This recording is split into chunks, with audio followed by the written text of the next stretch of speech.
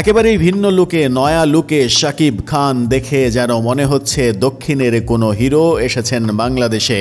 মুখ ভর্তি দাড়ি, পরে আছেন ক্যাপ, চোখে আবার রোদ চশমা, ঠিকমতো চেহারা বোঝা যাচ্ছে না। প্রথমবার দেখলে যে কারো মনে হবে সাউথের কোনো হিরো এসেছেন, কিন্তু কিছুক্ষণ পর পরিষ্কার বোঝা যাবে তিনি ঢাকাই সিনেমার কিং খান শাকিব খান। গেল ঈদুল আজহায় তুফান ছবির পর লোকচক্ষুর অন্তরালেই ছিলেন তিনি। এই সিনেমা দিয়ে দেশে বিদেশে মাতামাতি হয়েছে। মুক্তির 1 মাসের মধ্যে ইন্ডাস্ট্রিতে হিট হয়েছে এই ছবি। দেশ বিদেশে যখন তুফান নিয়ে মেতে উঠেছে দর্শক, ব্যক্তিগত কাজে শাকিব তখন সময় কাটাচ্ছিলেন দুবাই এবং আমেরিকায়।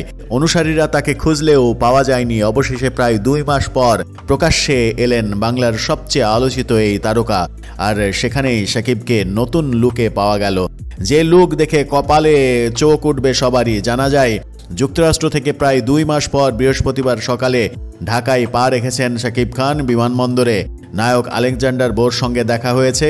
সেখানে শাকিবকে আলেকজান্ডার বোর সঙ্গে সেলফি তুলতে দেখা গেছে। সেই সেলফিতেই শাকিবকে নয়া লুকে দেখা গেছে। ধারণা করা হচ্ছে শাকিবের এই নয়া লুকটি থাকবে আসন্ন বরবাদ সিনেমাতে। মেহেদী হাসান হৃদয় পরিচালিত এই ছবির শুটিং শুরু হওয়ার কথা অক্টোবরের প্রথম সপ্তাহে, যেখানে নায়িকা থাকবেন প্রিয়তমার ভারতীয় নায়িকা ইধিকা পাল।